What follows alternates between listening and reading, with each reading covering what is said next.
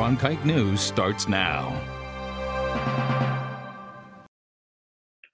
Welcome to this Thursday edition of Cronkite News. I'm Frankie McLister. And I'm Jamie Landers. Thank you for joining us as we work remotely to bring you the latest information on the coronavirus pandemic. After recent national and local protests regarding stay-at-home orders, Governor Doug Ducey said that he's not ready to announce if the stay-at-home order in Arizona will be extended or expire in about a week. As of today, there have been 229 COVID-19 deaths in our state.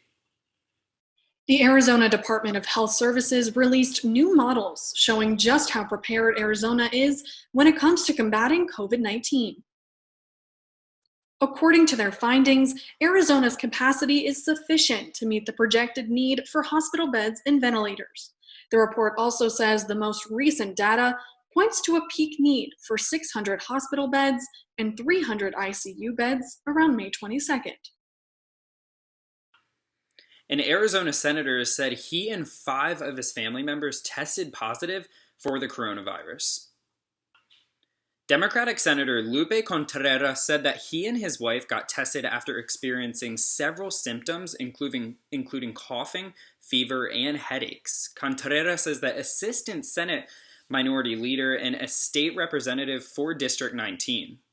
He is the first Arizona lawmaker to publicly acknowledge that he has the coronavirus. The coronavirus has complicated life in a lot of ways, including some that aren't so obvious, like going out and donating blood. With donations down sharply, the restrictions on who can give blood and when has changed, as Gabriella Collage reports from our Washington bureau. Until recently, if you did something like this, it would be at least a year before you could do something like this. But health officials this month changed that in the face of the coronavirus, with its stay-at-home orders leading to widespread cancellations of blood drives. We've actually been working on changes in our donor deferral policies over the past, we continually work on them, but over the past number of months, there were a number of things that were essentially in the works. And this emergency essentially accelerated the need for us to get those through the pipeline towards completion. The Food and Drug Administration now requires just a 3-month wait to donate blood for people who got a tattoo or piercing, for men who've had sex with other men, or for people who travel to countries where malaria is rampant, actions previously thought to endanger the blood supply. It comes at a time when American Red Cross CEO Gail McGovern says her organization has seen blood supplies plummet. We are seeing schools, businesses, college campuses close, and that is a source for the American Red Cross's blood supply. And as a result, more and more blood drives are getting canceled. Red Cross officials said they have been able to meet demand for now, but Mark says the new guidelines are needed to make sure the blood is always there. Even though the change came in response to an emergency, Mark said he expects it will be permanent. The recommendations for that I told you about for Creutzfeldt-Jakob, for malaria, and the ones for blood donation to prevent the transmission of HIV, like the one for MSM and tattoos, those will stay in place unless there were to be some finding that there was something that said that there was a safety concern. We fully expect those to be permanent. And he said the new rules, modeled after existing policies in Canada and the United Kingdom, are safe. In Washington, Gabriella Collage, Cronkite News. The Phoenix City Council has unanimously voted to use nearly $18 million in federal funding to provide housing for the homeless during this COVID-19 pandemic. Mayor Kate Gallego says that the grant is the largest investment for fighting homelessness in the city's history. The city's plan includes renting about 100 hotel rooms to house seniors or people with chronic health issues who are at higher risk for the coronavirus. Other parts of the city's plan include more shelter beds and housing support. The city estimates that it could help hundreds of homeless people all across the state of Arizona. With strict social distancing practices in place across the country, the last thing many Americans are thinking about is buying a new car. But as COVID-19 has less of us on the road, Cronkite News reporter Danielle Malkin introduces us to a Phoenix car dealer who believes owning a vehicle could soon become essential.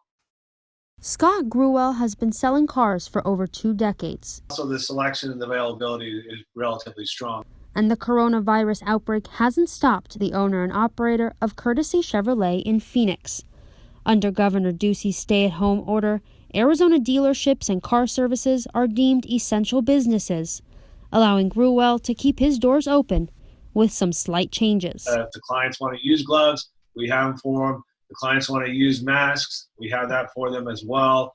Dealerships, now tasked with finding new and safe ways to reach customers, are taking a closer look at the digital landscape. Web traffic is up, leads are up, and our department that specializes in e-commerce, we call it the Internet Department, is doing very strong. In fact, they're probably going to break a record.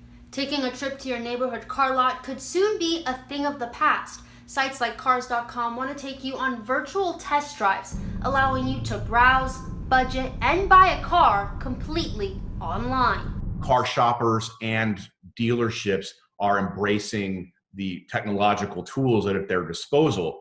You really can conduct the entire car shopping, purchasing, and taking possession of process, virtually. Despite growing dependence on public transit and rideshare services, experts and dealers agree that having a personal vehicle could be the smartest and safest choice for your family. I think a lot of Americans, after this whole COVID-19 scenario, would like to get in their own personal vehicle that they know is clean or is their own germs, and have their windows rolled up and feel protected. We are all going to be more aware of unnecessary, person-to-person contact, and person-to-surface contact, probably from here until the rest of our lives. I'm Danielle Malkin for Cronkite News. At a White House Earth Day event yesterday, President Trump announced that the national parks will be reopening soon after being closed for weeks to contain the spread of the coronavirus. The president did not discuss a timeline or plan for reopening the parks. It's also unclear what will happen to the parks in states just like Arizona that haven't relaxed their stay-at-home orders yet. The Grand Canyon has been closed since April 1st. With talks of national parks reopening, we may see an influx of people heading outside to visit the Grand Canyon.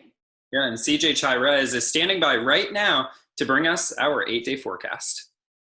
That's right, Jamie. Now, with those talks of the national parks possibly opening up soon, it will still be nice enough up north near the Grand Canyon for visitors and travelers to enjoy that outside weather. But Frankie, as you mentioned, that 8-day forecast will show that here in the valley, temperatures may not be pleasant enough very much longer for people to enjoy being outdoors for very long. And I'll get into that later on. But for right now, I'll show you guys what I'm talking about here for the evening planner. Now, for later today, we're expected to hit 95 degrees by 6 p.m. Nothing but sunny and clear skies in the forecast. That will carry on over to this evening by 8 o'clock. We're expected to drop down to 91. And by 10 p.m., we're going to drop back down into the low to mid 80s. So it will be a nice and warm night that we're experiencing tonight. As for tomorrow, well, folks, there's just no easy way to say this. It is starting to get hot outside.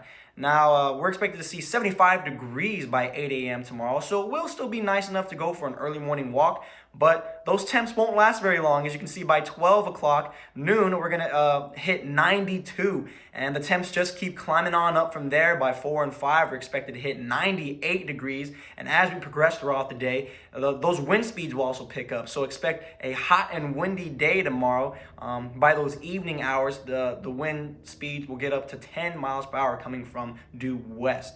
Now, as for the highs from across the state, as you can see on the west side, that's where they're going to be experiencing probably the hottest temperatures from the Grand Canyon State. Expected to hit 99 in Yuma, and as we work our way up that lower Colorado River Valley, you see 97 degrees in Quartzsite and in Bullhead City, and Lake Havasu City is expected to hit 96. So those temperatures are starting to heat up from across the state. And as we focus in on the valley tomorrow, as you can see, the highs, excuse me, are expected to hit 97 in Ahwatukee and in Phoenix, and Scottsdale and Tempe. Well, Scottsdale is going to hit 95, and Tempe will hit 96. Chandler will also be experiencing 96 degrees weather as well. And all the way out in Buckeye, expected to hit 99. So y'all just be advised for those hot temperatures. Moving on to the 8-day forecast. Last week, we hit 90 degrees for the first time all year. And we're expected to hit 100 degrees for the first time this year already, starting on this weekend, Saturday and Sunday. That's where we're experiencing the first triple-digit heat for the year. On 100 degrees expected for Saturday. On Sunday, we're expected to hit 102, as well as on Monday. Expect to see some partial cloudiness on Tuesday, but the temperatures just keep climbing on up from there. And by Thursday and Friday of next week, we're expected to hit the hottest part of the week, where those highs for both of those days expected to hit 104. So as spring slowly transitions over to summer, we're going to see those temperatures start to heat up as well. Now, from my house to yours, I'm CJ Chidas for Cronkite Weather. Well, we all know that gyms and fitness centers all across our 50 states have shut their doors amidst the coronavirus outbreak. But reporter Kirsten Corns found out how one Phoenix gym is adapting by offering virtual workouts using minimal equipment. There's nothing quite like an intense workout to help fight away coronavirus-related anxieties. I work out not just because of the gains, but it's also good for like my mental health. After Core CrossFit Fit Phoenix was forced to shut its doors due to the mass spread of COVID-19, they came up with virtual ways to stay connected to their members. We have our Zoom workouts together, and then we'll have some like swole sesh going on at like noon on random days. The way we try and program things for virtual workouts is something that can be easily understood. There's already a virtual side to coaching, and you can do remote coaching with clients and whatnot. But I feel like this kind of just pushed us to just get our shoes on. Whether it be jumping jacks or air squats, Core CrossFit Fit Phoenix aims to keep their workouts simple and doable for their members. Let's not try and like be too cute about exercises. Let's not try and be too creative or anything like that, because all it does is create extra confusion. CrossFit workout or not, coaches and members of Core CrossFit Fit Phoenix encourage everyone to just move. These are hard times, and even finding the little thing, whether it's like, moving a little bit, maybe running. Now's the time to just,